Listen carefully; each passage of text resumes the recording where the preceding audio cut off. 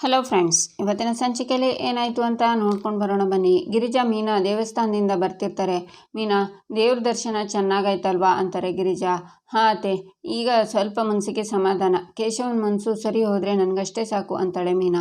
ಎಲ್ಲ ಸರಿ ಹೋಗುತ್ತೆ ಮೀನಾ, ಆಮೇಲೆ ನೀನು ಅಷ್ಟೇ ಕಣೆ. ಇನ್ಮೇಲೆ ಪ್ರಿಯ ಏನಾದರೂ ಹೇಳಿದರೆ ಮನಸ್ಸಿಗೆ ತಗೋಬೇಡ. ಈ ಕಿವಿಲ್ ಕೇಳಿ ಆ ಕಿವಿಲ್ ಬಿಟ್ಬಿಡು ಅಂತಾರೆ ಗಿರಿಜಾ. ಅತ್ತೆ, ನಾನೇನಾದರೂ ತಪ್ಪು ಮಾತಾಡಿದ್ನಾ ಅಂತಾಳೆ ಮೀನಾ. ನೀನೇನು ತಪ್ಪು ಮಾತಾಡಿಲ್ಲ, ಆದರೂ ಸುಮ್ಮನೆ ಯಾಕೆ ಮಾತಿಗೆ ಮಾತು ಬೆಳೆದು ಮನಸ್ತಾಪ ಆಗೋದು ಅಂತಾರೆ ಗಿರಿಜಾ. ಬೇರೆಯವರು ಬೇಜಾರು ಮಾಡಿಕೊಂಡ್ರೂ ಪರವಾಗಿಲ್ಲ, ನನ್ನ ಮನಸ್ಸಲ್ಲಿರೋದನ್ನು ಒದ್ರು ಬಿಡಬೇಕು ಅಂತ ಆಲೋಚನೆ ಇದ್ದಾಗಲೇ ಅಲ್ವಾ ಅತ್ತೆ ಮನಸ್ತಾಪ ಬರೋದು. ಅಷ್ಟಕ್ಕೂ ಅವ್ರು ನನ್ನ ಗಂಡನ ಬಗ್ಗೆ ಹಗುರವಾಗಿ ಮಾತಾಡಿದ್ದಕ್ಕೆ ಅತ್ತೆ ನನಗೆ ಅಷ್ಟೊಂದು ಸಿಟ್ಟು ಬಂದಿದ್ದು ಅಂತಾಳೆ ಮೀನಾ. ನೀನು ಮಾತಾಡಿದ್ರಲ್ಲಿ ತಪ್ಪೇನೂ ಇಲ್ಲ ಮೀನಾ. ನಿನ್ನ ಜಾಗದಲ್ಲಿ ನಾನಿದ್ದಿದ್ರೆ ಹಾಗೆ ಅವಳ ತಲೆ ಮೇಲೆ ಮೊಡಗ್ತಿದ್ದೆ. ನೀನಾದರೂ ಬರೀ ಬಾಯಿ ಮಾತಲ್ಲಿ ಮುಗಿಸಿದ್ಯಾ ಅಂತಾರೆ ಗಿರಿಜಾ. ಆಗ ಅಮೂಲ್ಯ ಬಂದು, ಅತ್ತೆ ಮೀನಕ್ಕ ಅಂತಾಳೆ. ಅಮ್ಮು ಅಂತಾರೆ ಇಬ್ಬರು. ನೀವೇನಿಲ್ಲಿ ಅಂತಾಳೆ ಅಮೂಲ್ಯ. ನಾನು ಮತ್ತೆ ಅತ್ತೆ ದೇವಸ್ಥಾನಕ್ಕೆ ಹೋಗಿದ್ವಿ ಅಂತಾಳೆ ಮೀನಾ. ಅದು ಸರಿ ಅಮ್ಮು, ಕಾಲೇಜಿಗೆ ಏನಾದರೂ ಬಂಕ್ ಹಾಕಿದ್ಯಾ ಹೇಗೆ ಅಂತಾಳೆ. ನಾನೀಗ ಕಾಲೇಜಿಗೆ ಬಂಕ್ ಹಾಕೋ ಸ್ಟೂಡೆಂಟ್ ಅಲ್ಲ, ಟ್ಯೂಷನ್ ತಗೊಳ್ಳೋ ಟೀಚರ್ ಅಂತಾಳೆ ಅಮೂಲ್ಯ. ಇವತ್ತು ನನಗೆ ಕ್ಲಾಸ್ ಇರಲಿಲ್ಲ ಅಕ್ಕ, ಅದಕ್ಕೆ ಬೇಗ ಕವಿತಕ್ಕನ ಮನೆಗೆ ಹೋಗಿ ಟ್ಯೂಷನ್ ಬಿಟ್ಟೆ. ಹಾಗೆ ಇವತ್ತು ಏನಾಯಿತು ಗೊತ್ತಾ, ಅಲ್ಲಿಗೆ ವಲ್ಲಭ ಬಂದಿದ್ದ ಅಂತಾಳೆ ಅಮೂಲ್ಯ. ಇಬ್ಬರು ಒಟ್ಟಿಗೆ ವಲ್ಲಭನ ಅಂತಾರೆ. ಹ್ಞೂ ಅಕ್ಕ, ಏನೋ ಫುಡ್ ಆರ್ಡ್ರ್ ಮಾಡಿದ್ರಂತೆ ಕವಿತಕ್ಕ, ಅದು ವಲ್ಲಭನು ತರೋದಾಗಿತ್ತು. ಕವಿತಕ್ಕ ನೀನೇ ಹೋಗಿ ಪಾರ್ಸೆಲ್ ತಗೋ ಅಂದರು. ಡೋರ್ ಓಪನ್ ಮಾಡ್ತೀನಿ, ವಲ್ಲಭ ನಿಂತಿದ್ದ ಅಂತಾಳೆ ಅಮೂಲ್ಯ. ವಲ್ಲಭ ನಿನ್ನ ನೋಡಿದ್ನಾ ಅಂತಾರೆ ಗಿರಿಜಾ. ಅವನೇನೋ ನನ್ನ ನೋಡಿಲ್ಲಕ್ಕ, ಅದಕ್ಕೆ ಸಟ್ ಅಂತ ಬಾಗಿಲು ಹಾಕಿ 10 ಸೆಕೆಂಡ್ ಯೋಚನೆ ಮಾಡಿ ಆಮೇಲೆ ಕೈ ಮಾತ್ರ ಆಚೆ ಹಾಕಿ ಪಟ್ ಅಂತ ಪಾರ್ಸೆಲ್ ತೊಗೊಂಡ್ಬಿಟ್ಟೆ ಅಂತಾಳೆ ಅಮೂಲ್ಯ. ವಲ್ಲಭಂಗೆ ಡೌಟ್ ಬಂದಿಲ್ಲ ತಾನೆ ಅಂತಾಳೆ ಮೀನಾ. ಇಲ್ಲ ಅಂತಾಳೆ ಅಮೂಲ್ಯ. ಸೂಪರ್ ಅಮ್ಮು ನೀನು ಅಂತಾಳೆ ಮೀನಾ. Thank you. ನನ್ನ ತುಂಬ ಹುಳಕ್ಕೆ ಹೋಗ್ಬೇಡಿ, ನನಗೆ ನಾಚಿಕೆ ಆಗುತ್ತೆ. ನಾನು ಚಿಕ್ಕ ವಯಸ್ಸಿಂದನೂ ಹಾಗೇನೆ ವೆರಿ ಟ್ಯಾಲೆಂಟೆಡ್ಡು, ಆದರೆ ನನ್ನ ಪ್ರತಿಮೆ ಬೆಳಕಿಗೆ ಬಂದಿಲ್ಲ ಅಷ್ಟೇ. ಆದರೆ ಅತ್ತೆ, ನನಗೆ ತುಂಬ ಬೇಜಾರಾಯಿತು. ವಲ್ಲಭಯಿಂದನೇ ಈ ವಿಷಯ ಮುಚ್ಚಿಟ್ಟಿದ್ದೀನಿ ಅಂತ ನನಗೆ ಅವನಿಗೆ ಮೋಸ ಮಾಡ್ತಿದ್ದೀನಿ ಅನ್ನಿಸ್ತು ಅತ್ತೆ. ಹೇಗಾದರೂ ಮಾಡಿ ಇವತ್ತೇ ಟ್ಯೂಷನ್ ವಿಷಯ ಮಾತಾಡಿ ಒಪ್ಸಿ ಅತ್ತೆ ಮಾವನ ಹತ್ರ ಪ್ಲೀಸ್ ಅಂತಾಳೆ ಅಮೂಲ್ಯ. ಹೌದು ಅತ್ತೆ, ಹೇಗಾದರೂ ಮಾಡಿ ಮಾವನಿಗೆ ಈ ವಿಷಯ ನೀವು ಹೇಳಲೇಬೇಕು. ನಿನ್ನೆ ಹೇಳಬೇಕು ಅಂದ್ಕೊಂಡ್ವಿ, ಆದರೆ ಆಗಿರಲಿಲ್ಲ. ಇವತ್ತು ನೀವೇ ಹೇಳಿಬಿಡಿ ಅತ್ತೆ ಅಂತಾಳೆ ಮೀನಾ. ಆಯ್ತಾಯ್ತು, ಹೇಗೋ ನಿನ್ನೆಯಿಂದ ಊಟಕ್ಕೆ ನಿನ್ನ ಮಾವ ಮನೆಗೆ ಬರ್ತಿದ್ದಾರೆ. ಇವತ್ತು ಬರ್ತಾರಲ್ಲ, ಒಂದು ಒಳ್ಳೆ ಸಮಯ ನೋಡಿ ಅವ್ರ ಹತ್ರ ಈ ವಿಷಯ ಪ್ರಸ್ತಾಪ ಮಾಡ್ತೀನಿ. ನಿಮ್ಮ ಮಾವ ಒಪ್ಕೋತಾರೆ. ಸರಿ ಹೊತ್ತಾಯ್ತು, ನಡೀರಿ ಹೋಗೋಣ. ನಮ್ಮ ಯಜಮಾನ್ರು ಮನೆಗೆ ಬಂದು ಕಾಯ್ತಿರ್ತಾರೆ ಪಾಪ ಅಂತಾರೆ ಗಿರಿಜಾ. ನಂತರ ಗಿರಿಜಾ, ಮೀನಾ, ಅಮೂಲ್ಯ 3 ಜನ ಮನೆಯೊಳಗೆ ಬರ್ತಾರೆ. ರೀ, ಯಾವಾಗ ಬಂದ್ರಿ ಅಂತಾರೆ ಗಿರಿಜಾ. ಆಗ ಮಾಧವ ಪ್ರಿಯನು ಅಲ್ಲಿಗೆ ಬರ್ತಾರೆ. ಅಪ್ಪ, ಯಾಕಪ್ಪ ಒಂಥರ ಇದ್ದೀರಾ, ತಲೆನೋವ್ತಾ ಇದೆಯಾ? ಪ್ರಿಯಾ, ಅಪ್ಪಂಗೊಂದು ಸ್ಟ್ರಾಂಗ್ ಕಾಫಿ ಮಾಡ್ಕೊಂಡು ಬಾ ಅಂತಾನೆ ಮಾಧವ. ನಿಲ್ಲು ಪ್ರಿಯಾ ಅಂತಾರೆ ನಂದನ್. ಆಗ ಅಲ್ಲಿಗೆ ವಲ್ಲಭ ಸುಂದ್ರನು ಬರ್ತಾರೆ. ರೀ, ಏನಾಯ್ತು ರೀ, ಯಾಕೆ ಒಂಥರ ಇದ್ದೀರಾ ಅಂತಾರೆ ಗಿರಿಜಾ. ಏನು ಗಿರಿಜಾ ಇದು, ಒಂದು ಸಲ ತಪ್ಪು ಮಾಡಿದರೆ ಕ್ಷಮಿಸ್ಬೋದು, ಮತ್ತೆ ತಪ್ಪು ಮಾಡಿದರೆ ಏನನ್ನೋದು? ಮನೆ ನಾನು ಹೇಳಿದ್ದೆ ತಾನೇ ಮನೆ ಪಾಠ ಮಾಡೋದು ಬೇಡ ಅಂತ, ಮತ್ತೆ ಇವಳು ಬೇರೆಯವ್ರ ಮನೆಗೆ ಹೋಗಿ ಮನೆ ಪಾಠ ಮಾಡ್ತಿದ್ದಾಳಂತಲ್ಲ, ಯಾಕೆ ಅಂತಾರೆ ನಂದನ್. ಅಯ್ಯೋ ಅತ್ತೆ, ಮಾವಂಗೆ ಈ ವಿಷಯ ಹೇಗೆ ಗೊತ್ತಾಯಿತು? ಎಲ್ಲ ಹಾಳಾಗೋಯ್ತು ಅತ್ತೆ ಅಂತಾಳೆ ಅಮೂಲ್ಯ.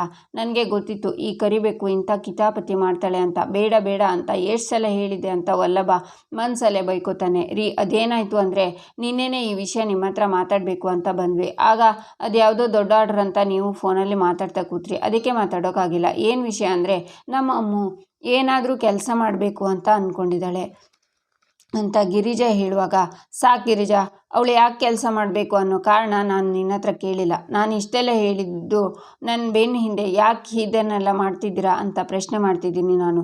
ನಿನಗೇನಾಗಿದೆ ಗಿರಿಜಾ?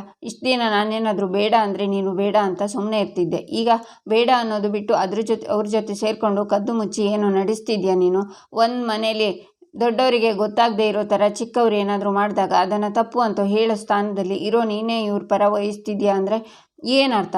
ನೀನು ಈ ಥರ ಮಾಡ್ತೀಯ ಅಂತ ನಾನು ಅಂದ್ಕೊಂಡಿರಲಿಲ್ಲ ಗಿರಿಜಾ ಅಂತಾರೆ ನಂದನ್.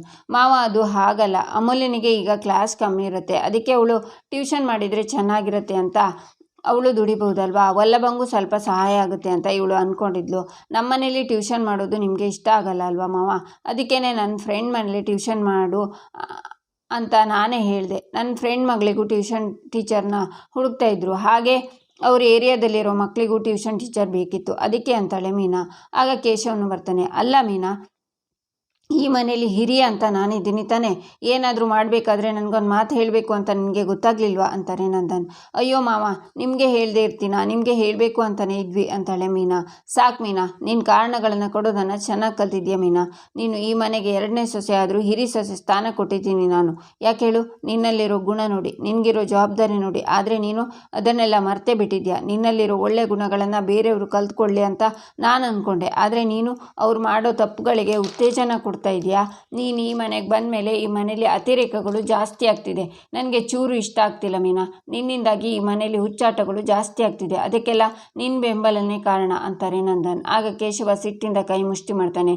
ಹೌದು, ಯಾಕೆ ನೀನು ಎಲ್ಲನೂ ಅತಿ ಮಾಡ್ತಾ ಇದೆಯಾ. ಛೇ, ಈ ಮನೆಯಲ್ಲಿ ನನಗೆ ನೆಮ್ಮದಿ ಅನ್ನೋದೇ ಇಲ್ಲ ಅಂತಾರೆ ನಂದನ್. ಮಾವ, ಇದರಲ್ಲಿ ಮೀನಾ ಅಕ್ಕಂದು ಏನೂ ತಪ್ಪಿಲ್ಲ ಮಾವ. ನಾನೇ ಅವ್ರ ಹತ್ರ ಹೋಗಿ ಹೆಲ್ಪ್ ಕೇಳಿದ್ದು. ನಾನು ಟ್ಯೂಷನ್ ಮಾಡಬೇಕು, ಹೆಲ್ಪ್ ಮಾಡಿ ಅಂತ. ಪ್ಲೀಸ್ ಅವರಿಗೆ ಬೈಬೇಡಿ ಮಾವ ಅಂತಾಳೆ ಅಮೂಲ್ಯ. ಗಿರಿಜಾ, ಇವ್ರ ಜೊತೆ ಎಲ್ಲ ಸೇರಿಕೊಂಡು ನೀನು ತಪ್ಪು ಮಾಡ್ತಿದ್ಯಾ. ಇದನ್ನೆಲ್ಲ ಇಲ್ಲಿಗೆ ನಿಲ್ಲಿಸಿದ್ರೆ ಸರಿ. ಈ ಮನೆಯಲ್ಲಿ ನಾನೇನಾದರೂ ಬೇಡ ಅಂತ ಹೇಳಿದರೆ ಅದು ಬೇಡ ಅಂತಲೇ ಅರ್ಥ ಆಗ್ತಿದ್ಯಾ ನಿಮಗೆ. ಇನ್ನೊಂದು ಸಲ ನನ್ನ ಬೆನ್ನ ಹಿಂದೆ ನನಗೆ ಗೊತ್ತಾಗದೇ ಇರೋ ಹಾಗೆ ಏನಾದರೂ ಮಾಡಿದರೆ ನಾನಂತೂ ಸುಮ್ಮನೆ ಇರೋದಿಲ್ಲ. ಮೊದಲು ನಿನ್ನ ಸೊಸೆಯಂದ್ರಿಗೆ ಬುದ್ಧಿ ಹೇಳು, ಅರ್ಥ ಮಾಡಿಸು ಅಂತ ನಂದನ್ ಹೋಗ್ತಾರೆ. ಮೀನಾ ಅಳ್ತಾ ಕೇಶವ ಮಾವ ಅಂತಾಳೆ. ಆಗ ಕೇಶವ ಅವಳನ್ನು ತಪ್ಕೋತಾನೆ. ಈಚೆ ರೂಮಲ್ಲಿ ಮೀನಾ ಅಳ್ತಾ ಕೂತಿರ್ತಾಳೆ. ಆಗ ಕೇಶವ ಬರ್ತಾನೆ. ಮೀನಾ ಅಂತಾನೆ ಕೇಶವ. ಮಾವ ಮಾತಾಡಿದ್ದನ್ನು ಕೇಳಿಸ್ಕೊಂಡೆ ಕೇಶವ ಅಂತ ಅಳ್ತಾಳೆ ಮೀನಾ. ನೀನು ಅಳಬೇಡ ಕಣೆ, ನೀನು ಅಳೋದನ್ನು ನನ್ನಿಂದ ನೋಡೋಕ್ಕಾಗಲ್ಲ ಅಂತಾನೆ ಕೇಶವ. ಅವರಿಗೆ ನಾನು ಈ ಮನೆಗೆ ಬಂದಾಗಿಂದ ನೆಮ್ಮದಿನೇ ಇಲ್ವಂತೆ ಕಣೋ. ನನ್ನಿಂದ ಈ ಮನೆಯವರು ಅತಿರೇಕವಾಗಿ ಆಡ್ತಿದ್ದಾರಂತೆ ಕೇಶವ. ಹೌದಾ ಕೇಶವ, ನನ್ನಿಂದ ಮಾವನಿಗೆ ನೆಮ್ಮದಿ ಇಲ್ವೇನೋ ಹೇಳೋ ಅಂತಾಳೆ ಮೀನಾ. ನೀನು ಈ ಮನೆಗೆ ಬಂದಾಗಿಂದ ಎಲ್ಲರೂ ಹೆಚ್ಚು ಖುಷಿಯಾಗಿದ್ದೀವಿ, ಎಲ್ಲರೂ ನೆಮ್ಮದಿಯಾಗಿದ್ದೀವಿ. ಅಪ್ಪ ಏನೋ ಅನ್ಮಾತು ಹೇಳಿಬಿಟ್ರು. ಪ್ಲೀಸ್ ಮೀನಾ, ಅದನ್ನು ಮನಸ್ಸಿಗೆ ಹಾಕ್ಕೋಬೇಡ, ಬೇಜಾರು ಮಾಡ್ಕೋಬೇಡ ಪ್ಲೀಸ್. ದಯವಿಟ್ಟು ಇವತ್ತಾಗಿದ್ದನ್ನು ಮರ್ತ್ಬಿಡು ಮೀನಾ ಅಂತಾನೆ ಕೇಶವ. ಹೇಗೋ ಮರೀಲಿ ಕೇಶವ, ಸಿಟ್ಟಾಗಿದ್ದಾಗಲೇ ಅಲ್ವಾ ಮನಸ್ಸಲ್ಲಿರೋ ಭಾವನೆ ಆಚೆ ಬರೋದು. ಮಾವನ ಮನಸ್ಸಲ್ಲಿ ಈ ಭಾವನೆ ಇತ್ತು, ನಾನು ಇಷ್ಟು ದಿನ ಏನೇನೋ ಅಂದ್ಕೊಂಡಿದ್ನಲ್ಲೋ ಅಂತಾಳೆ ಮೀನಾ. ಅಪ್ಪ, ನೀವೇನೇ ಹೇಳಿ, ಮೀನಾಗೆ ಹಾಗೆಲ್ಲ ಹೇಳಬಾರ್ದಿತ್ತು ನೀವು. ಅವಳ ಮನಸ್ಸನ್ನು ತುಂಬ ನೋಯಿಸ್ಬಿಟ್ರಿ ಅಂತ ಕೇಶವ ಯೋಚನೆ ಮಾಡ್ತಾ. ಮೀನಾ, ಇಲ್ಲಿ ನೋಡು, ಮಗು ಥರ ಅಳ್ತಿದ್ಯಲ್ಲೇ, ಅಳು ನಿಲ್ಲಿಸು ಫಸ್ಟು. ಮನೆ ಅಂತ ಆದಮೇಲೆ ಒಂದು ಮಾತು ಬರುತ್ತೆ, ಒಂದು ಮಾತು ಹೋಗುತ್ತೆ. ಅದಕ್ಕೆಲ್ಲ ತಲೆ ಕೆಡಿಸ್ಕೊಳ್ಳೋಕ್ಕಾಗತ್ತಾ. ನೋಡು, ಇವತ್ತು ಅಪ್ಪ ನಿನಗೆ ಬೈದಿರ್ಬೋದು. ಅವರಿಗೆ ಒಂದಲ್ಲ ಒಂದು ದಿನ ತಾನು ತಪ್ಪು ಮಾಡಿದ್ದೆ, ನೀನು ಮಾಡಿದ್ದು ಸರಿ ಅಂತ ಗೊತ್ತಾಗುತ್ತೆ. ಅವತ್ತು ಯಾಕಾದರೂ ಈ ಹುಡುಗಿಗೆ ಬೈದ್ನೋ ಅಂತ ಅವರಿಗೆ ಮನವರಿಕೆ ಆಗುತ್ತೆ. ಅಲ್ಲಿವರೆಗೂ ನಾವು ಸಮಾಧಾನದಿಂದ ಇರಬೇಕು ಮೀನಾ. ಪ್ಲೀಸ್ ಮೀನಾ, ಅಳಬೇಡ ಕಣೆ, ನನ್ನ ಮುದ್ದು ಅಲ್ವಾ, ನನ್ನ ಕಂದಮ್ಮ ಅಲ್ವಾ, ಪ್ಲೀಸ್ ಕಣೆ ಅಳಬೇಡ ಅಂತಾನೆ ಕೇಶವ. ಇಲ್ಲ ಕೇಶವ, ನನಗೆ ಸಮಾಧಾನ ಆಗ್ತಿಲ್ಲ, ನನಗೆ ತುಂಬ ನೋವಾಗ್ತಿದೆ.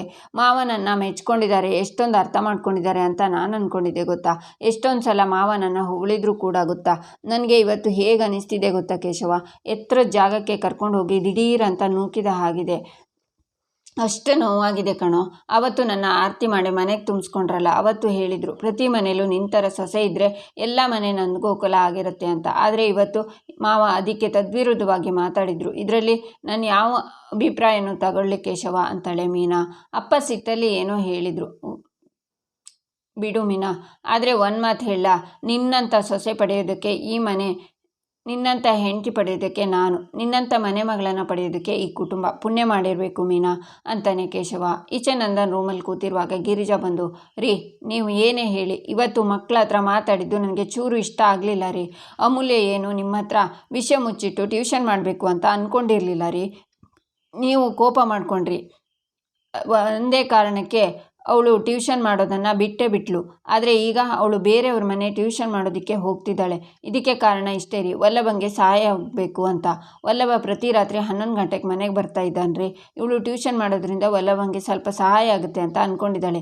ಅದರಲ್ಲಿ ತಪ್ಪೇನಿದೆ ರೀ ಅಂತಾರೆ ಗಿರಿಜಾ. ತಪ್ಪಿದೆ ಗಿರಿಜಾ, ಈ ಸಲನೂ ಅವಳು ನನಗೆ ಹೇಳದೆ ಈ ಕೆಲಸ ಮಾಡ್ತಿದ್ದಾಳೆ, ತಪ್ಪು ಅಷ್ಟೇ ಅಂತಾರೆ ನಂದನ್. ನಿಮ್ಮ ಹತ್ರ ವಿಷಯ ಮುಚ್ಚಿಡಬೇಕು ಅಂತ ನನಗಾಗಲಿ ಮೀನಾಗಾಗಲಿ ಅಮೂಲ್ಯಂಗಾಗಲಿ ಯಾವ ಉದ್ದೇಶನೂ ಇಲ್ಲ ರೀ. ನೀವು ಮಧ್ಯಾಹ್ನ ಮನೆಗೆ ಬಂದಾಗ ನಿಮಗೆ ವಿಷಯ ಹೇಳಬೇಕು ಅಂತಲೇ ನಾವು ಇದ್ದಿದ್ದು. ಅಷ್ಟರಲ್ಲಿ ಹೇಗೋ ನಿಮಗೆ ವಿಷಯ ಗೊತ್ತಾಯಿತು, ನೀವು ಸಿಟ್ಟು ಮಾಡ್ಕೊಂಡ್ಬಿಟ್ಟಿದ್ರಿ. ಅದು ಬಿಡಿ, ಮೀನಾಗೆ ಯಾಕ್ರಿ ಹಾಗೆ ಬೈದ್ರಿ ಅಂತಾರೆ ಗಿರಿಜಾ. ಅವಳು ಮಾಡಿದ್ದು ಸರಿ ಅಂತ ಅಂದ್ಕೊಂಡ್ಬಿಟ್ಟಿದ್ದಾಳೆ. ಅವಳು ಹುರಿದುಂಬಿಸೋದಕ್ಕೆ ತಾನೇ ನಿನ್ನ ಚಿಕ್ಕ ಸೊಸೆ ಹೀಗೆಲ್ಲ ಮಾಡ್ತಿರೋದು ಅಂತಾರೆ ನಂದನ್. ಮೀನದು ಇದರಲ್ಲಿ ಯಾವ ತಪ್ಪು ಇಲ್ಲ, ಪಾಪ ರೀ, ಈ ಮನೆಗೆ ಹೇಗಾದರೂ ಸರಿ ಒಳ್ಳೇದಾಗಲಿ ಅಂತ ಯೋಚನೆ ಮಾಡೋ ಹುಡುಗಿ ಅದು. ಅಮ್ಮು ಯಾವುದಾದ್ರೂ ಒಂದು ಕೆಲಸ ಮಾಡಬೇಕು ಅಂದ್ಕೊಂಡ್ಲು, ಅದಕ್ಕೆ ಮೀನಾ ದಾರಿ ಮಾಡಿಕೊಟ್ಲು ಅಷ್ಟೇ ರೀ. ಪಾಪ ಅಂತ ಹುಡುಗಿನ ನೀವು ಹೀಗೆಲ್ಲ ಬೈದ್ಬಿಟ್ರಿ. ಅದೆಷ್ಟು ನೊಂದ್ಕೊಂಡ್ಲೋ ಏನೋ. ನೀವೇ ಈ ಮನೆ ತುಂಬಿಸ್ಕೊಳ್ಳುವಾಗ ಹೇಳಿದ್ರಲ್ಲ ರೀ, ನಮ್ಮೆಲ್ಲರ ನಿರೀಕ್ಷೆಗೆ ಮೀರಿದ ಅದ್ಭುತವಾದ ಹೆಣ್ಮಗಳು ಅವಳು, ಇಡೀ ಪ್ರಪಂಚ ಹುಡುಕಿದ್ರು ಅವಳಂಥ ಸೊಸೆ ಸಿಕ್ಕೋದಿಲ್ಲ ಅಂತ ಹೇಳಿದ್ರಲ್ಲ, ಯಾಕೆ ನಿಮ್ಮ ಮಾತನ್ನು ನೀವೇ ಮರ್ತ್ಬಿಟ್ರಾ? ಅಲ್ಲ, ನೀವೇ ಯೋಚನೆ ಮಾಡಿರಿ. ಒಂದು ದಿನನಾದರೂ ಮೀನಾ ಅಧಿಕ ಪ್ರಸಂಗತನ ಮಾಡಿದಾಳ? ಬೇರೆಯವ್ರ ವಿಚಾರದಲ್ಲಿ ಮೂಗು ತೂರಿಸಿದಾಳ? ಅಲ್ಲ, ನೀವು ಅದು ಹೇಗ್ರಿ ಹೇಳಿದ್ರಿ ನಿನ್ನಿಂದ ಈ ಮನೇಲಿ ನೆಮ್ಮದಿ ಇಲ್ಲ ಅಂತ? ಅಲ್ಲಿ ನೋಡಿ, ಮೀನಾ ಅಂತ ಸೊಸೆ ಸಿಕ್ಕಿರೋದಕ್ಕೆ ಈ ಮನೇಲಿ ನಾವೆಲ್ಲ ಇಷ್ಟು ನೆಮ್ಮದಿಯಿಂದ ಇರೋದಕ್ಕೆ ಸಾಧ್ಯ ಆಗ್ತಿರೋದು ಅಂತ ಸೊಸೆರಿ ಅವಳು. ಇಲ್ಲಿ ನೋಡಿ, ನಾನೇನಾದರೂ ತಪ್ಪು ಮಾತಾಡಿದರೆ ನನ್ನ ಕ್ಷಮಿಸ್ಬಿಡಿ. ಆದರೆ ನೀವು ಇವತ್ತು ಮೀನಾ ಜೊತೆ ಅಮ್ಮ ಜೊತೆ ನಡ್ಕೊಂಡಿದ್ದ ರೀತಿ ನನಗೆ ಸ್ವಲ್ಪನೂ ಇಷ್ಟ ಆಗಿಲ್ಲ ರೀ ಅಂತ ಗಿರಿಜಾ ಸಿಟ್ಟಿಂದ ಹೋಗ್ತಾರೆ. ಈಚೆ ಅಮೂಲ್ಯ ರೂಮಲ್ಲಿ ಬೇಜಾರಿಂದ ಕೂತಿರ್ತಾಳೆ. ಆಗ ವಲ್ಲಭ ಬಂದು ಕೂತ್ಕೋತಾನೆ. ನನಗೆ ಗೊತ್ತು ನೀನೀಗ ನನ್ನ ಬೈತೀಯ ಅಂತ. ಸರಿ, ನಿನಗೆ ಸಮಾಧಾನ ಆಗೋಷ್ಟು ಬೈ, ನನ್ನನ್ನು ಬೈ. ಆದರೆ ನನಗೆ ಮಾವನಿಗೆ ಹರ್ಟ್ ಮಾಡಬೇಕು, ಅವ್ರ ವಿರುದ್ಧ ಹೋಗಬೇಕು ಅಂತ ಯಾವ ಉದ್ದೇಶನೂ ಇರಲಿಲ್ಲ. ನೀನು ಮೊನ್ನೆ ಹೇಳಿ ಅಲ್ಲ, ಮಾವನ ಹತ್ರ ನಾನು ಬಯಸ್ಕೊಳ್ಳೋದು ನಿನಗೆ ನೋಡೋಕ್ಕಾಗಲ್ಲ ಅಂತ, ನಿನಗೆ ಹರ್ಟ್ ಆಗುತ್ತೆ ಅಂತ. ಅದೇ ರೀತಿ ನೀನು ದಿನ ರಾತ್ರಿ ಲೇಟಾಗಿ ಬರೋದು, ಸುಸ್ತಾಗಿ ಮಲ್ಕೊಳ್ಳೋದನ್ನು ನನಗೂ ನೋಡೋಕ್ಕಾಗಲ್ಲ. ತುಂಬ ಗಿಲ್ಟ್ ಕಾಡತ್ತೆ, ಪಾಪ ಅನಿಸತ್ತೆ ಅಂತ ಅಳ್ತಾಳೆ ಅಮೂಲ್ಯ. ಆಗ ವಲ್ಲಭ ಅವಳ ಕೈನ ಹಿಡ್ಕೊಂಡು, ನಿನ್ನ ನೋಡಿದರೆ ಸೋಷಿಯಲ್ ಮೀಡಿಯಾದಲ್ಲಿ ರೀಲ್ಸ್ ಬರುತ್ತಲ್ಲ, ಅದರಲ್ಲೊಂದು ಕೋತಿ ಬರುತ್ತೆ, ಊರಲ್ಲಿರೋರಿಗೆಲ್ರಿಗೂ ಹೆಲ್ಪ್ ಮಾಡುತ್ತೆ. ಬಟ್ ಆ ಕೋತಿನ ಯಾರೂ ಇಷ್ಟಪಡಲ್ಲ, ತಪ್ಪಾಗಿ ತಿಳ್ಕೊಂಡು ಮನೆಯಿಂದ ಓಡಿಸ್ತಾರೆ. ಆವಾಗ ಬೇಜಾರಲ್ಲಿ ಹತ್ಕೊಂಡು ಹೋಗುತ್ತೆ ಗೊತ್ತಾ? ಅದೇ ಕೋತಿ ಥರ ಕಾಣಿಸ್ತಿದ್ಯಾ ನೀನು. ಆ ರೀಲ್ಸಲ್ಲಿರೋ ಕೋತಿ ಶಾರ್ಟ್ಸ್ ಮತ್ತು ಶರ್ಟ್ಸ್ ಹಾಕ್ಕೊಂಡಿರುತ್ತೆ, ನೀನು ಚೂಡಿದಾರ ಹಾಕ್ಕೊಂಡಿದ್ಯಾ, ಅಷ್ಟೇ ಡಿಫರೆನ್ಸು. ಏಯ್, ನಾನು ನಗ್ಲಿ ಅಂತ ಹೇಳಿದರೆ ಇನ್ನೂ ಅಳ್ತಾನೆ ಇದೆಯಲ್ಲ, ಅಳ್ಬೇಡ ಅಂತಾನೆ ವಲ್ಲಭ ಕಣ್ಣೀರನ್ನು ಒರೆಸಿ. ಕರಿಬೇಕು, ಈ ಮನೆ ಇರೋದೇ ಹೀಗೆ, ಇಷ್ಟು ವರ್ಷ ನಾವೆಲ್ಲ ನಡ್ಕೊಂಡು ಬಂದಿರೋದು ಹೀಗೇನೆ. ಅಪ್ಪ ಹಾಕಿದ ಗೆರೆನ ಯಾರೂ ದಾಟೋ ಹಾಗಿಲ್ಲ, ಆ್ಯಂಡ್ ಅದು ಅಪ್ಪಂಗೆ ಇಷ್ಟ ಆಗಲ್ಲ. ಬಟ್ ಆಗಾಗ ಆ ಗೆರೆನ ದಾಟೋ ಧೈರ್ಯ ಮಾಡೋದು ಈ ಮನೇಲಿ ವಲ್ಲಭ ಮಾತ್ರ. ಅದು ಅಪ್ಪಂಗೆ ಇಷ್ಟ ಆಗಲ್ಲ. ನಾನೊಂಥರ ಸೂರ್ಯವಂಶಿ ಮೂವಿನಲ್ಲಿ ಕನಕಮೂರ್ತಿ ಬರ್ತಾರಲ್ಲ, ಆ ಥರ. ಇದನ್ನು ಯಾರಿಂದಲೂ ಬದಲಾಯಿಸೋಕ್ಕೂ ಆಗಲ್ಲ. ನಾನು ಎಷ್ಟೇ ಬೇಡ ಅಂದ್ರೂ ನನಗೆ ಒಳ್ಳೇದಾಗಲಿ ಅಂತ, ನನಗೆ ಪ್ರೆಷರ್ ಕಮ್ಮಿ ಆಗಲಿ ಅಂತ ನೀನು ಟ್ಯೂಷನ್ ಸ್ಟಾರ್ಟ್ ಮಾಡಿದೆ. ಅದು ಅಪ್ಪಂಗೆ ಇಷ್ಟ ಆಗಲಿಲ್ಲ. ನಿನ್ನ ಉದ್ದೇಶ ಇದರಲ್ಲಿ ಒಳ್ಳೆಯದೇ, ತಪ್ಪೇನಿಲ್ಲ. ಆದರೆ ಅಪ್ಪನ ಪಾಯಿಂಟ್ ಆಫ್ ವ್ಯೂವಲ್ಲಿ ನೀನು ವಿಲನ್ ಆಗೋದೆ. ಅದಕ್ಕೆ 2 ಮಾತು ಬೈದಿದ್ದಾರೆ ಅಷ್ಟೇ, ಪ್ಲೀಸ್ ಸಮಾಧಾನ ಮಾಡ್ಕೊ ಅಂತಾನೆ ವಲ್ಲಭ. ನನಗೆ ನಾನು ಬಯಸ್ಕೊಂಡಿದ್ದಕ್ಕಿಂತ ಪಾಪ ಮಾವ ಮೀನಾ ಅಕ್ಕಂಗೆ ಬೈದ್ರಲ್ವಾ, ಅದಕ್ಕೆ ತುಂಬ ಬೇಜಾರಾಗ್ತಿದೆ ಕಣೋ. ಮಾವ ನನ್ನ ಮೇಲಿದ್ದ ಸಿಟ್ಟನ್ನು ಅವ್ರ ಮೇಲೆ ತೋರಿಸಿದ್ರು. ಈ ಮನೇಲಿ ಯಾರಿಗೇನೇ ಆದರೂ ಮೊದಲು ಅವ್ರ ಜೊತೆ ನಿಲ್ತಿದ್ದು ಮೀನಕ್ಕ. ಅವರಿಗೆ ಹೀಗೆಲ್ಲ ಅವಮಾನ ಆಯ್ತಲ್ಲ, ಪಾಪ ಎಷ್ಟು ಅಳ್ತಿದ್ದಾರೆ ಗೊತ್ತಾ ಅವರು ಅಂತಾಳೆ ಅಮೂಲ್ಯ. ಅಪ್ಪ ಅತ್ತಿಗೆಗೆ ಬೈದಿದ್ದು ನನಗೂ ಬೇಜಾರಾಯಿತು. ಹಾಗೆಲ್ಲ ಅವರು ಅತ್ತಿಗೆಗೆ ಹೇಳಬಾರ್ದಿತ್ತು. ಬಟ್ ಏನು ಗೊತ್ತಾ, ಒಂದಲ್ಲ ಒಂದಿನ ಅಪ್ಪಂಗೂ ರಿಯಲೈಸ್ ಆಗುತ್ತೆ. ಆದರೆ ಅತ್ತಿಗೆ ಏನು ಅಂತ ಅಪ್ಪಂಗೂ ಗೊತ್ತು. ನಾಳೆ ದಿನ ಅವ್ರು ಚೆನ್ನಾಗಾಗ್ತಾರೆ, ನೀನು ವರಿ ಮಾಡ್ಕೋಬೇಡ. ಈಗ ಅಳೋದು ನಿಲ್ಲಿಸ್ತೀಯಾ? ಸ್ವಲ್ಪ ನೋಡು, ನನಗೆ ಹೆಲ್ಪ್ ಮಾಡಬೇಕು ಅನ್ನೋದನ್ನೆಲ್ಲ ನಿನ್ನ ತಲೆಯಿಂದ ತೆಗೆದುಹಾಕ್ಬಿಡು. ನೀನು ಆರಾಮಾಗಿ ಓದ್ಕೊಂಡು ಮನೇಲಿರು, ನನಗೆಂದು ಪ್ರೆಷರ್ ಇಲ್ಲ. ಎಲ್ಲ ಎಲ್ಲಿ ಸ್ಮೈಲ್ ಮಾಡು, ಕೋತಿ ಸ್ಮೈಲ್ ಮಾಡು. ನೀನು ಹೀಗೆ ಅಳ್ತಾ ಕೂತಿದ್ರೆ ನನಗೆ ಆ ರೀಲ್ಸ್ ಕೋತಿ ನೆನಪಾಗುತ್ತೆ ಅಂತಾನೆ ವಲ್ಲಭ. ಆಗ ಅಮೂಲ್ಯ ಸ್ಮೈಲ್ ಮಾಡ್ತಾಳೆ. ನೋಡು ಗುಡ್ ಗರ್ಲ್, ಈಗ ಎಷ್ಟು ಲಕ್ಷಣವಾಗಿ ಕಾಣಿಸ್ತಿದ್ಯಾ ನೋಡು, ಹೋಗಿ ಬಿದ್ಕೋ, ಚಾಪೆನ ಹಾಸ್ಕೊಡ್ಬೇಕಾ ಅಂತ ವಲ್ಲಭ ಹೇಳುವಾಗ ಬೇಡ ಅಂತ ಅಮೂಲ್ಯನೂ ಹೇಳ್ತಾಳೆ. ಆಗ ಇಬ್ಬರು ತಲೆನೂ ಡಿಕ್ಕಿ ಆಗುತ್ತೆ. ಅಮ್ಮ, ನಿಂದೇನು ಮಂಡೆನ ಇಲ್ಲ ಕನಕಪುರಿ ಬಂಡೆನ ಅಂತಾನೆ ವಲ್ಲಭ. ಇದು ಇರುವಲ್ಲಭ, ಇನ್ನೊಂದು ಸಲ ಡಿಕ್ಕಿ ಹೊಡೆಯೋಣ ಅಂತಾಳೆ ಅಮೂಲ್ಯ. ಯಾಕೆ ಅಂತಾನೆ ವಲ್ಲಭ. ಇಲ್ಲಾಂದರೆ ಕೊಂಬಂದುಬಿಡುತ್ತೆ ಅಂತಾಳೆ ಅಮೂಲ್ಯ. ಆಯಿತು ಅಂತ ಇಬ್ಬರು ಡಿಕ್ಕಿ ಹೊಡ್ಕೋತಾರೆ. ಈಚೆ ಗಿರಿಜಾ ಕಿಚನಲ್ಲಿ ಅಮೂಲ್ಯ ಮತ್ತು ಮೀನಾ ಹತ್ರ, ಇದಕ್ಕೆ ಕಣ್ರಿ ನಿಮಗೆ ಹೇಳಿದ್ದು, ಇದೆಲ್ಲ ಬೇಡ ಅಂತ. ನನ್ನ ಮಾತೆ ಕೇಳಲಿಲ್ಲ ನೀವಿಬ್ಬರು. ಈಗ ನೋಡಿ, ಅನ್ಯಾಯವಾಗಿ ಏನು ತಪ್ಪು ಮಾಡಿದೆ ನಿಮ್ಮ ಮಾವನ ಹತ್ರ ಇಬ್ಬರು ಬೈಸ್ಕೊಳ್ಳೋ ಆಗಾಯಿತು. ನಿಮ್ಮ ಮಾವನೂ ಹಾಗೇ ಇದ್ದಾರೆ, ಹಿಂದೆ ಮುಂದೆ ನೋಡಲ್ಲ, ಬಾಯಿಗೆ ಬಂದಾಗ ಬೈದ್ಬಿಡ್ತಾರೆ ಅಂತಾರೆ ಗಿರಿಜಾ. ಅತ್ತೆ, ಮಾವ ಹೇಳಿದ್ದು ನಿಜಾನ ಅತ್ತೆ? ನನ್ನಿಂದಾಗಿ ಮನೇಲಿ ಯಾರಿಗೂ ನೆಮ್ಮದಿ ಇಲ್ವಾ ಅಂತಾಳೆ ಮೀನಾ. ಏನು ಮಾತು ಅಂತ ಹೇಳ್ತಿದ್ಯೆ? ನಿಮ್ಮ ಮಾವ ಸಿಟ್ಟಲ್ಲಿ ಹಾಗೆ ಹೇಳಿದ್ರ ಅಮ್ಮ. ನಿಮ್ಮ ಮಾವನ ಸಿಟ್ಟು ಏನು ಅಂತ ನಿನಗೆ ಗೊತ್ತಿಲ್ವಾ? ಅವ್ರ ಕೋಪದಲ್ಲಿ ಏನೇನೋ ಮಾತಾಡ್ಬಿಡ್ತಾರೆ, ಆಮೇಲೆ ಈ ಥರ ಯಾಕೆ ಮಾತಾಡಿದೆ ಅಂತ ಬೇಜಾರು ಮಾಡ್ಕೋತಾರೆ. ಅದಕ್ಕೆಲ್ಲ ನೀನು ಬೇಜಾರು ಮಾಡ್ಕೊಳ್ಳೋದೇನೆ ಮೀನಾ? ಈ ಮನೆ ನಗು ಮೀನಾ, ನೀನು ಬಂದಮೇಲೆ ಅಲ್ವೇ ಈ ಮನೆ ಇಷ್ಟು ನಗ್ನಗ್ತಾ ಖುಷಿಯಾಗಿರೋದು. ನಿನ್ನಿಂದನೇ ಕಣೆ ನಮ್ಮ ಮನೆ ಇಷ್ಟು ಕಳಕಳೆ ಆಗಿರೋದು ಅಂತಾರೆ ಗಿರಿಜಾ. ಇದೆಲ್ಲ ನನ್ನಿಂದನೇ ಆಗಿರೋದು ಅತ್ತೆ. ಪಾಪ ನನಗೆ ಹೆಲ್ಪ್ ಮಾಡೋಕ್ಕೆ ಹೋಗಿ ಮಾವ ಮೀನಕ್ಕಂಗೆ ಬೈದರು. ಐ ಆಮ್ ಸಾರಿ ಅಕ್ಕ, ಪ್ಲೀಸ್ ನೀವು ಬೇಜಾರು ಮಾಡ್ಕೋಬೇಡಿ. ನಾನು ಈಗಲೇ ಮಾವನ ಹತ್ರ ಮಾತಾಡಿ ಇದೆಲ್ಲ ನನ್ನಿಂದನೇ ಆಗಿದ್ದು ಅಂತ ಹೇಳ್ತೀನಿ ಅಂತಾಳೆ ಅಮೂಲ್ಯ. ಅದೆಲ್ಲ ಬೇಡ ಅಮ್ಮು ಅಂತಾಳೆ ಮೀನಾ. ಹೌದು ಅಮ್ಮು, ನೀನೀಗ ದಯವಿಟ್ಟು ಸುಮ್ಮನೆ ಇದ್ಬಿಡು. ನಿನ್ನ ಮಾವನ ಹತ್ರ ಏನು ಮಾತಾಡೋಕ್ಕೂ ಹೋಗಬೇಡ. ಅವರಿಗೆ ಬುದ್ಧಿ ಬರುತ್ತೆ, ನಾನು ಈ ಥರ ಎಲ್ಲ ಮಾತಾಡಬಾರ್ದು ಅಂತ ಅವರಿಗೆ ಅರ್ಥ ಆಗುತ್ತೆ. ನೋಡೋಣ, ಸಾಹೇಬ್ರಿಗೆ ಯಾವಾಗ ಸಿಟ್ಟು ಕಡಿಮೆ ಆಗಿ ತಾನು ಮಾಡಿದ ತಪ್ಪು ಅಂತ ಅರ್ಥ ಆಗುತ್ತೆ ಅಂತ ನಾವೇ ಕಾದು ನೋಡೋಣ ಅಂತಾರೆ ಗಿರಿಜಾ. ಅತ್ತೆ, ನೀವು ಮಾವನ ಮೇಲೆ ಕೋಪ ಮಾಡ್ಕೊಳ್ಳೋಕೆ ಹೋಗ್ಬಿಡಿ ಅತ್ತೆ. ನಾನೇ ಈ ವಿಷಯನ ಇಲ್ಲಿಗೆ ಮರ್ತ್ಬಿಡ್ತೀನಿ ಪ್ಲೀಸ್ ಅತ್ತೆ ಅಂತಾಳೆ ಮೀನಾ. ಕೋಪ ಮಾಡ್ಕೊಳ್ಬೇಡ ಅಂದರೆ ಕೋಪ ಬರುತ್ತೆ ಕಣೆ. ನನ್ನ ಇಬ್ಬರು ಸೊಸೆಯಂದ್ರನ್ನ ಬೈದರೆ ನನಗೆ ಕೋಪ ಬರಲ್ವಾ? ಛೇ, ಇವತ್ತು ಅದು ಯಾರ ಮುಖ ನೋಡ್ಕೊಂಡು ಎದ್ನೋ ಏನು, ಇವತ್ತಿನ ದಿನನೇ ಸರಿ ಇಲ್ಲ. ಬೆಳಿಗ್ಗೆಯಿಂದ ಕಿರಿಕಿರಿ ಆಗ್ತಿದೆ. ಇನ್ಯಾರ ಮುಖ? ಆ ನಿಮ್ಮ ಮಾವನ ಮುಖನೇ ನೋಡ್ಕೊಂಡು ಎದ್ದಿರೋದು ಅಂತಾರೆ ಗಿರಿಜಾ. ಆಗ ಮೀನಾ ಮತ್ತು ಅಮೂಲ್ಯ ಇಬ್ಬರು ನಗ್ತಾರೆ. ಏಯ್, ನೀವಿಬ್ಬರು ನಗ್ತಿದ್ದೀರಾ? ಇಲ್ಲಿ ನನ್ನ ಹೊಟ್ಟೆ ಉರ್ಕೊಂಡು ಕೊತ ಅಂತ ಕುದೀತಿದೆ, ಇಬ್ಬರಿಗೂ ನಗು ಬರುತ್ತಾ ಅಂತಾರೆ ಗಿರಿಜಾ. ಹ್ಞೂ ಅತ್ತೆ, ನಿಮ್ಮನ್ನು ನೋಡ್ತಾ ಇದ್ರೇ ಗೊತ್ತಾಗುತ್ತೆ, ಎದುರುಗಡೆ ಯಾರೇ ಬಂದರೂ ಅವ್ರು ಮರ್ಡರ್ ಮಾಡ್ತೀರಾ ಅಂತಾಳೆ ಅಮೂಲ್ಯ. ಅಲ್ಲ ಅತ್ತೆ, ನಾವು ದೇವಸ್ಥಾನದಿಂದ ಬರ್ತಾ ಅಂದ್ಕೊಂಡಿದ್ವಿ ಈ ಸಲ ಮಾವಂಗೆ ಟ್ಯೂಷನ್ ವಿಷಯ ಹೇಳಬೇಕು ಅಂತ. ಮತ್ತೆ ಮಾವನಿಗೆ ನಾವು ಹೇಳೋಕೆ ಮುಂಚೆ ಹೇಗೆ ಗೊತ್ತಾಯಿತು ಅಂತಾಳೆ ಮೀನಾ. ಆ ಪ್ರಿಯನೇ ಹೇಳಿರ್ತಾಳೆ. ಯಾಕೆ ಹೇಳಿದ್ಲೋ ಆ ಹುಡುಗಿ, ಅವಳಿಂದನೇ ಇಷ್ಟೆಲ್ಲ ರಂಪ ಆಗ್ತಿರೋದು ಈ ಮನೇಲಿ ಅಂತಾರೆ ಗಿರಿಜಾ.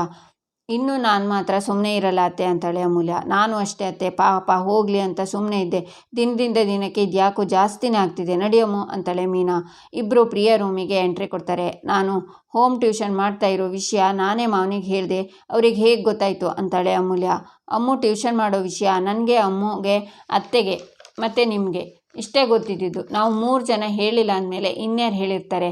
ನೀವೇ ತಾನೇ ಹೇಳಿರೋದು ಅಂತಾಳೆ ಮೀನಾ. ಹೌದು, ನಾನೇ ಹೇಳಿದ್ದು. ಏನಿವಾಗ ಅಂತಾಳೆ ಪ್ರಿಯಾ. ನೀವು ಮೇಲೆ ಇರೋದಕ್ಕೆ ನಮ್ಮಿಬ್ಬರನ್ನ ಏಣಿಯಾಗಿ ಒಪ್ಪಿಸ್ಕೊಂಡ್ರಿ, ನಾನು ಮಾತ್ರ ಸುಮ್ಮನೆ ಇರಲ್ಲ ಅಂತಾಳೆ ಅಮೂಲ್ಯ. ಇಲ್ಲಿಗೆ ಈ ಸಂಚಿಕೆ ಮುಕ್ತಾಯವಾಗುತ್ತೆ. ಮುಂದಿನ ಸಂಚಿಕೆಗಾಗಿ ನಮ್ಮ ಚಾನಲನ್ನು ನೋಡಿ, ಸಬ್ಸ್ಕ್ರೈಬ್ ಮಾಡಿ, ಲೈಕ್ ಮಾಡಿ, ಸಪೋರ್ಟ್ ಮಾಡೋದನ್ನು ಮರಿಬೇಡಿ.